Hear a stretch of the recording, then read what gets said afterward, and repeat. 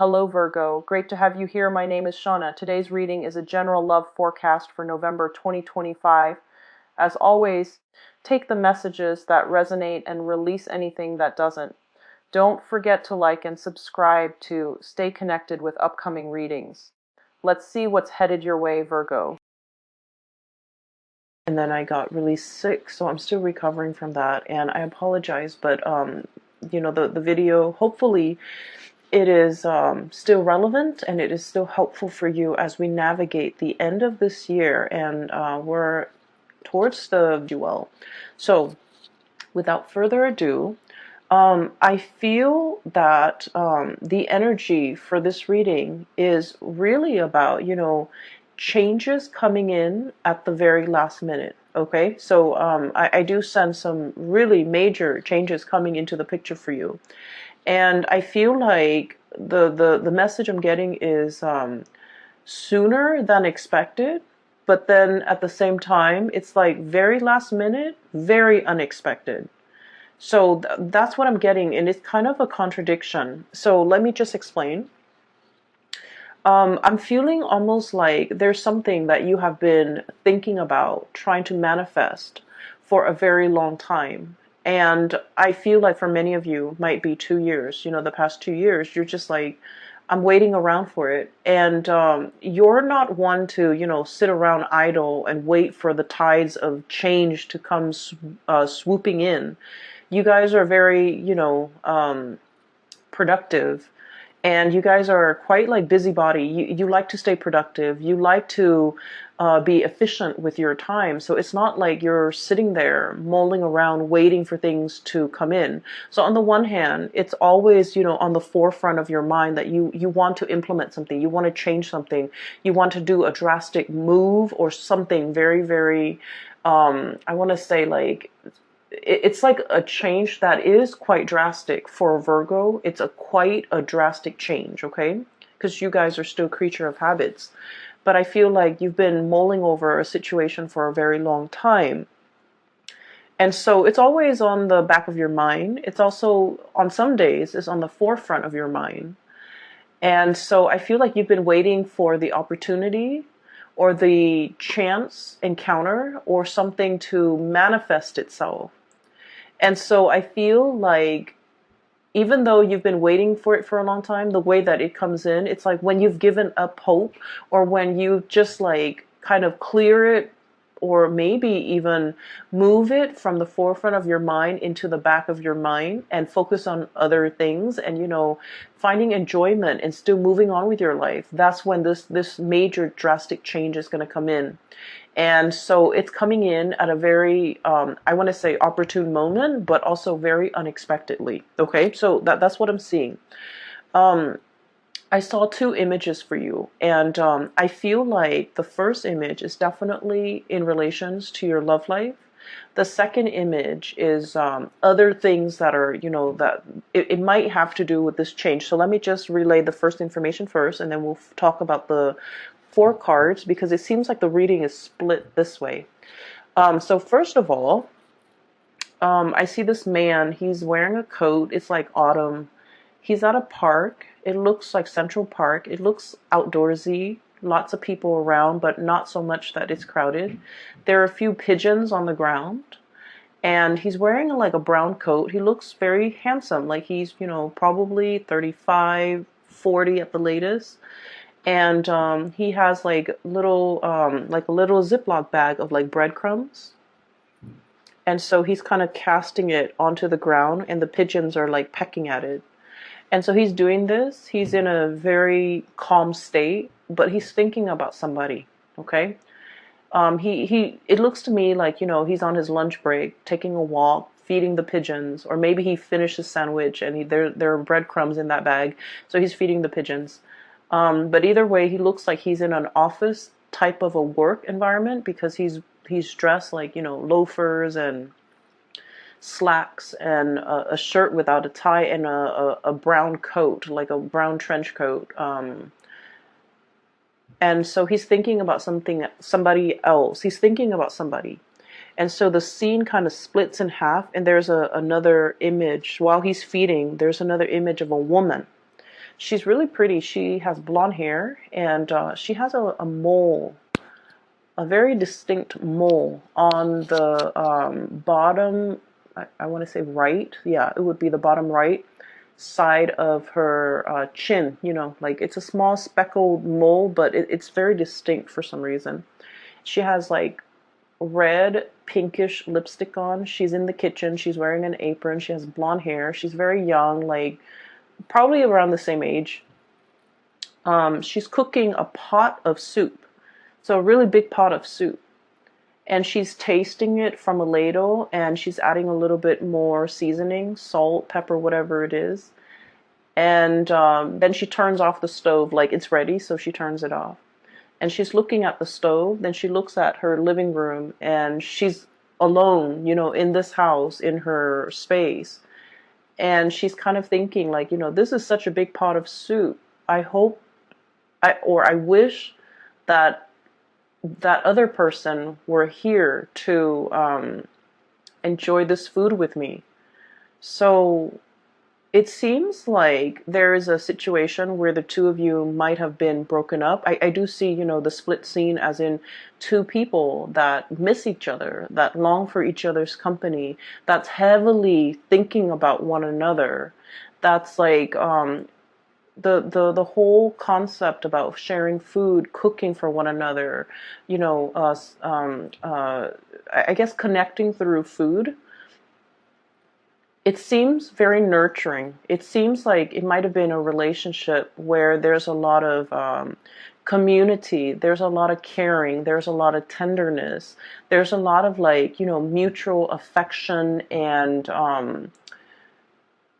you know, it's not like you wouldn't eat and cook for somebody you don't like, right? So I feel like in a way the relationship that the two people have had in the past might have been, you know, they might have shared space together, they might have lived together, they might have been married, they might have dated for a very long period of time where they're comfortable around each other and they care for each other. So whatever the situation is, there might have been a situation where two people have broken up and they're still longing to reconnect. Okay, so I feel like for majority of you that might be the situation, because he's on the park bench eating lunch possibly by himself and then feeding the birds, like he wants somebody to share that experience with him. And then she's cooking this big pot of soup and she's alone in the house, and she's thinking like, I wish that person were here to share this soup with me. So it makes me feel a little bit sad, but at the same time, I just feel like both people are very content. You know, they're going through the motions, they're still able to take care of themselves. So even if it was like a breakup or a situation where one person is no longer in the other person's life, life goes on. Like two people are still resuming their life. They miss each other once in a while. They're nostalgic for the past, and they miss that sense of companionship, I feel. There's definitely a sense of like, yeah, companionship. But you know, life goes on. No one is heartbroken and devastated and unable to function. Both parties are still able to function. Give me just 1 second. I apologize.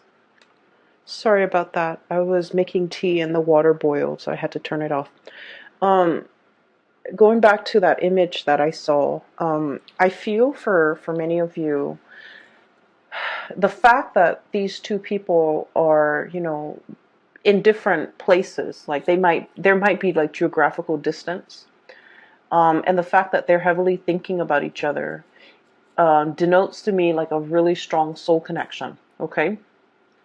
And it's depicted here. I have the Two of Cups. This is the sense of companionship. Okay. The cups energy deals with like emotions and also spiritual energy, where two people feel very, very connected. Okay. When they think about you, you know they're thinking about you, and it's sort of like, you know, feeds into this loop where you end up reverting to, you know, thinking about them and vice versa. So it's a situation where two people are very, very deeply connected, really care about each other. There might be great compatibility as well. Really great compatibility between two people. So for you, especially if you're in a long distance relationship, I feel like there is a immense sense of longing, wanting to be together, wanting to connect, wanting to, share the experience with another person. And then I also feel for others. There might have been a situation where it's like distance, like admiring somebody from a distance is what I'm seeing. I have here the Hermit, and the Hermit is a lonesome card. It doesn't mean loneliness. It seems to me like some type of remote viewing, some type of like distance associated with you and another person. And this combination, the Hermit and the Nine of Pentacles, admiring somebody from afar, admiring somebody's beauty, admiring the way that they look, and yet being so shy or so hesitant about letting them know how you feel about them. Okay? So if you're geographically distant from the person that is, really occupying a lot of your thoughts, and you're thinking heavily about them, I feel like they are definitely also thinking about you. And then I also feel, with Virgos are deeply shy by nature. And so I do sense that some of you might have somebody that you're really admiring from afar. You're like wanting to touch them, wanting to talk to them, wanting to communicate, wanting to really tell them how you feel. But in a way, your feelings for this person scares you. You like to be in control of your emotions. You're also very rational. And I've mentioned this before, but Virgo and people don't fall in love. Like love at first sight is not a thing for you guys. You can date somebody for a very long time, but if you haven't, and just like even keel and level headed when it comes to relationships, when it comes to love, when it comes to emotional expression. And so I feel like you're feeling this wave of emotions overcoming you, and you kind of, shrug it off or cast it aside, and you're like, that's not rational.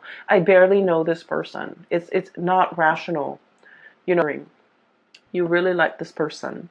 They're very independent. I'm getting a feeling of like somebody who might be, let me see, like somebody who's quite exotic, who um, there's something unique about them. So the woman with the mole on her face, it's coming out. It's near her chin. So like I feel like you're dealing with someone who's not stereotypically like, it's not somebody that everyone would consider like classically beautiful or classically handsome. But for whatever reason, there's something about them. They have charisma, they have stage presence, they have magnetism. There's something that makes them very unique, and other people cannot help but stare at them twice.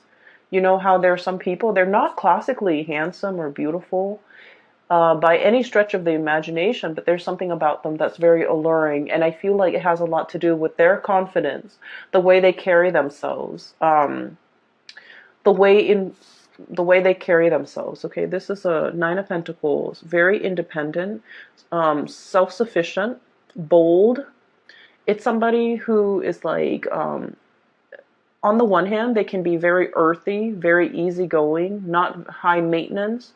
You won't catch them, dressed to the T and like with full makeup on, or cologne and hairspray and grease in their hair or whatever. Like they're not made up. They're just understatedly like just confident and put together without trying so hard. It's somebody that does everything with such grace and such ease, and I feel like because of that, a lot of people are very drawn to them.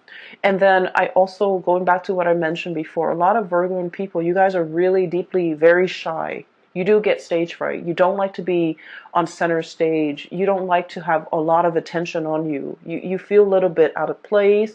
And for some of you, okay, please don't get offended. You might feel a little bit, socially awkward in probably a social setting or in a setting where you don't know a lot of people. You might feel very socially awkward when you have to give a speech, give a talk, when you're speaking and everyone is staring at you. Like you don't like that attention. And so you admire this person for the bold and the, I guess, like the confident way in which they move through life, the ease in which they do everything, and the ease in which things just magically work out for this person. So I feel like you really deeply admire this person.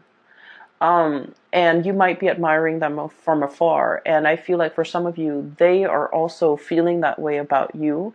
But I feel that the gravity of your feelings for them, it's overwhelming you.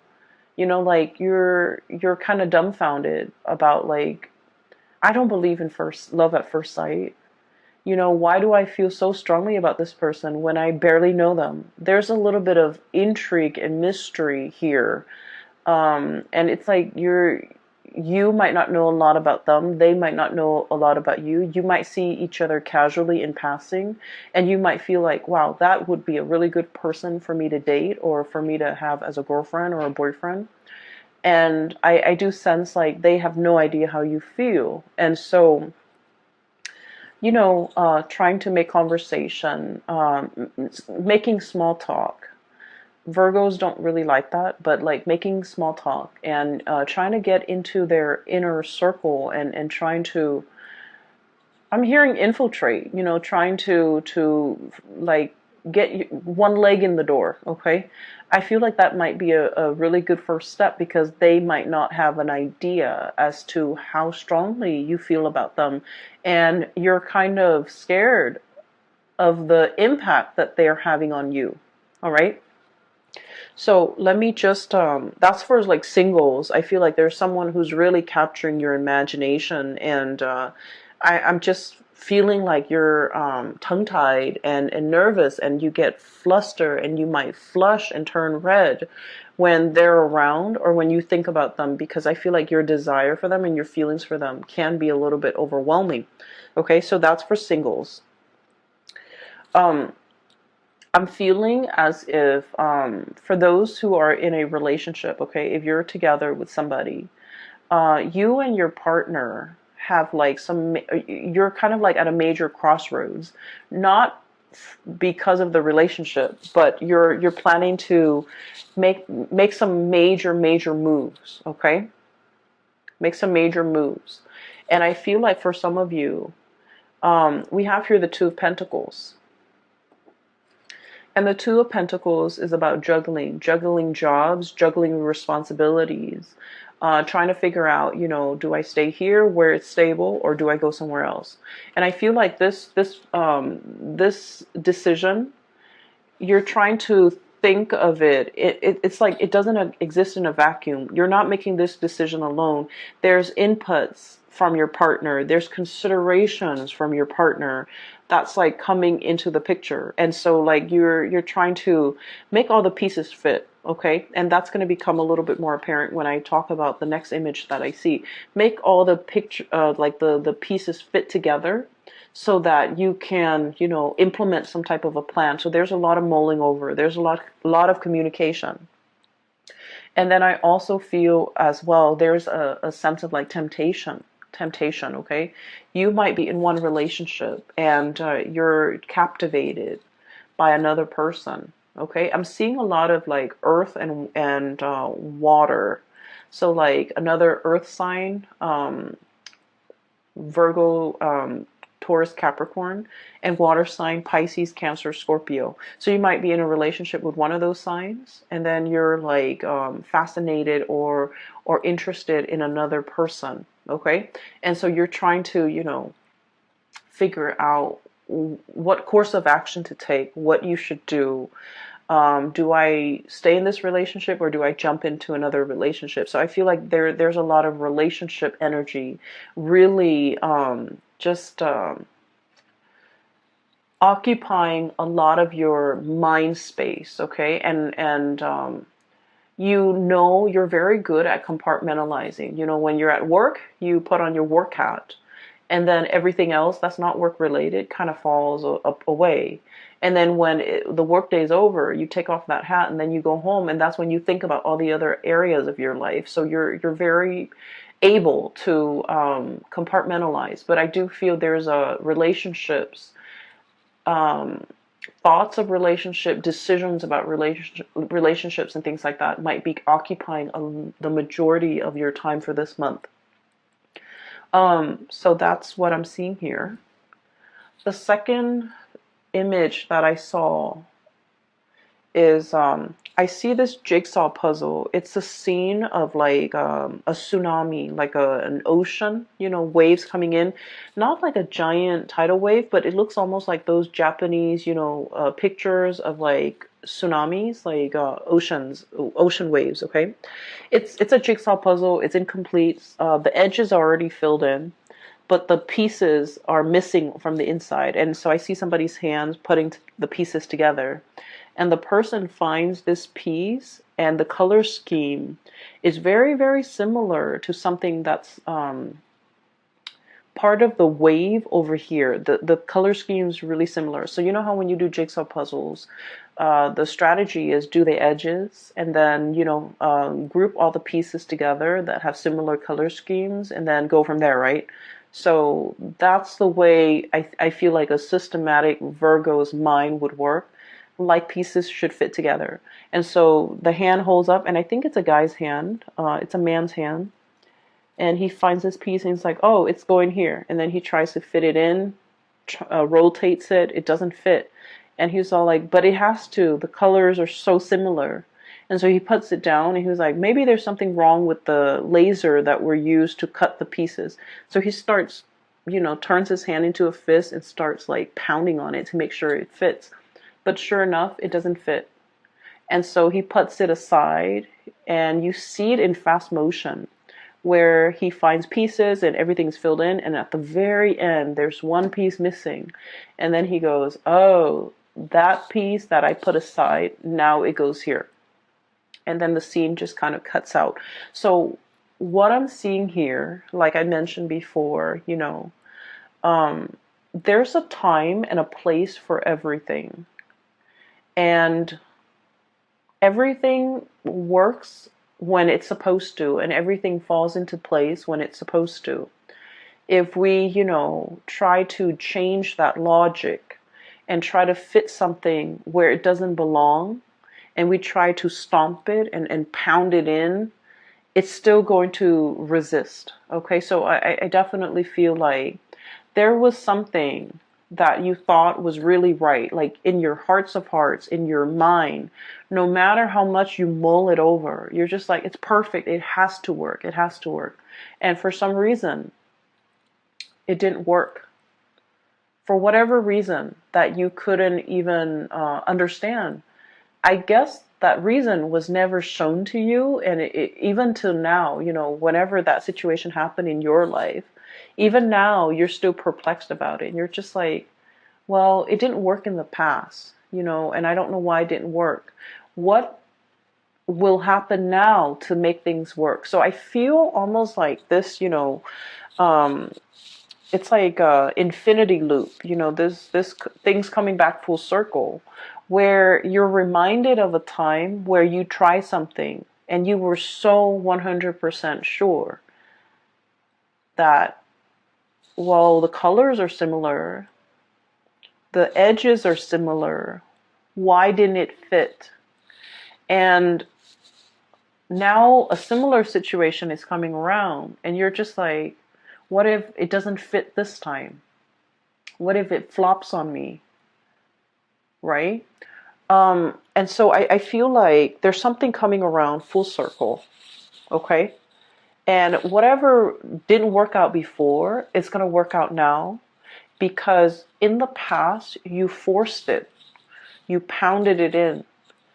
And I feel almost like you were so focused heavily on the details, on the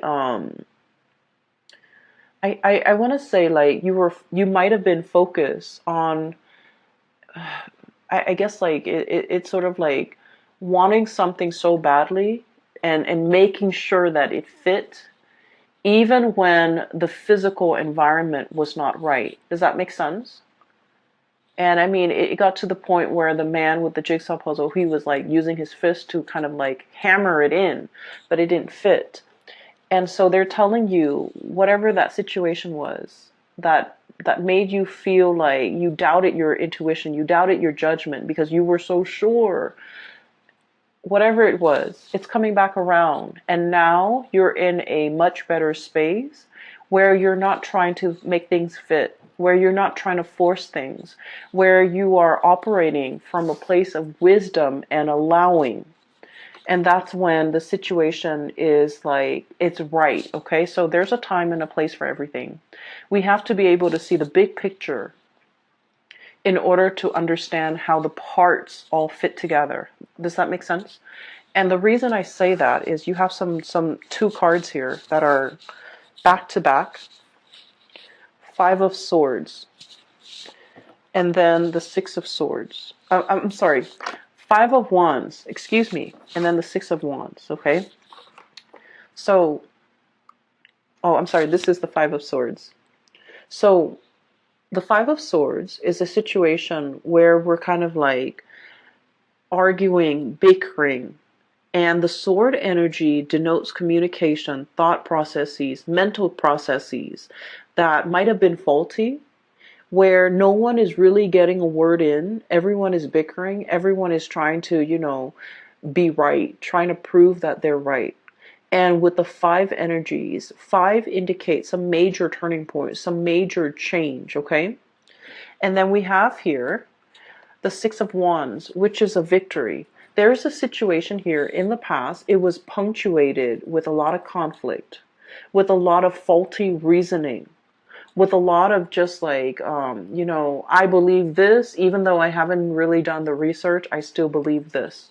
You might have been dealing with people like this in your environment where the energy that they kick up around them was like a repellent for good things to come. Okay, there might have been an environment that you were in where, let's say this, okay, a lot, if you're like ever walking or running on a dirt path, right? If you're running or walking on a dirt path, with every footstep or with every step, it kicks up a little bit of dust, right? And so just imagine energetically when you're in this type of environment where people are constantly bickering, constantly shuffling around, moving around, trying to prove themselves right, trying to one up the other person, like if it's like laden with a lot of chaos and a lot of activity and a lot of competition, it creates a major dust cloud, like a major sphere or major environment where there's a lot of, negativity, negative energies. And so it repels, you wouldn't want to walk over where that dirt cloud has been stirred up, right? And so this environment was a repellent for good things to come in the picture. And so whatever it was that you were trying to do, I feel like it flopped down. It didn't have a lot of support. It just couldn't see the light of day. It couldn't rise above the dust cloud, okay? So I'm a little bit inclined to say that the people you might have had around you might not have been good for your growth. The work environment and the colleagues or the energies just surrounding the work environment was not conducive for good things to attract good things or to even, be in alignment with you. And so I see you turning your back to the situation, okay? No more bickering, no more pettiness, no more conflict. I'm turning my back. And as soon as you decide to turn your back, we have a lot of victory, a lot of success coming through. And I'm almost seeing like one after another, like a series of successes, one after another, because you decided to turn your back. You decided to kind of retreat from the ground, okay? Climbing up into the tree, elevating yourself, seeing above the dust cloud, and being able to operate and function from above that cloud of negativity and to be able to, warm yourself in the sun and to be able to attract a lot of success. Okay. So what I'm seeing here is there has been a major change. Whatever didn't work out in the past, I do feel a lot of, success, victory is coming in as a result of you, needing to change this environment in your life. Okay. There's some major news associated with it as well. We have here the Page of Swords, and the page energies are snippets and messages coming through.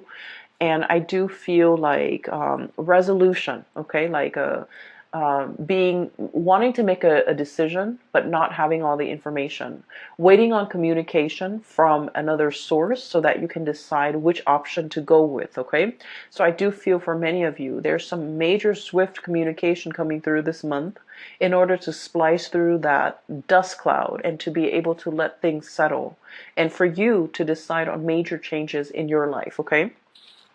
And what I'm seeing as well for many of you, this is like leaving troublesome friendships, colleagues, um, petty people, I would say, argumentative, petty people, people who are just like, what's funny is I don't see gossip and slander and things like that. I don't see that in here. I just feel with this Five of Swords, it's like people who constantly want to be right, who have their daily agenda is just wanting to prove themselves right, wanting to show other people how smart they are, and things like that. Okay, so I feel like you're turning your back away from this. And you might at this point in your life, no longer feeding into this, no longer interested, like you're just disinterested in what's over here because you're seeing the bigger picture. You're looking at things from a higher vantage point, and you're leaving these mortals to squabbles amongst themselves because you're just disinterested. You're disengaging and you're distancing yourself. And with the Hermit, it basically spells out to me like a sense of enlightenment, okay?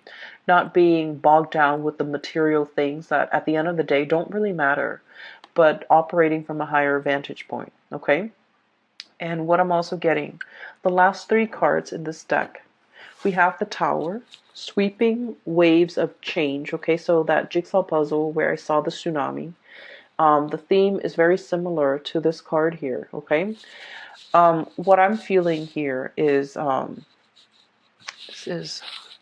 pulled out this card earlier to clarify what the Tower represents. And this card to me is about manifestation, is about, it's almost like, thinking whether or not we have the capabilities and the skills and the know-how and the ability to do something. I feel like whatever that situation was in the past that you failed at, or you felt like, I was so sure, why didn't it work out? It made you doubt yourself. I feel like it humbled you, but in a way, it made you feel like you doubted yourself. It made you feel like you couldn't manifest. It made you doubt your capabilities. And so what's coming through in the process here is you have a lot of skills and a lot of talent. And I feel like this environment here did not give you an opportunity to shine. It did not honor your growth potential. It was not conducive for growth. It was not conducive for you to utilize your full talent, to display all your skills, all your assets, it just like, it stifle your growth almost, okay? And so there is a huge sweeping change coming into the picture. So this is a mermaid here, Five of Cups, okay? Wondering about something that, like a missed opportunity, okay? Longing for something that's no longer in the picture. But I see this as like a scorched earth, okay? This is a mermaid. And the classical like depiction of a mermaid is it has the body of a fish and a head of a woman, right? This is the opposite. This is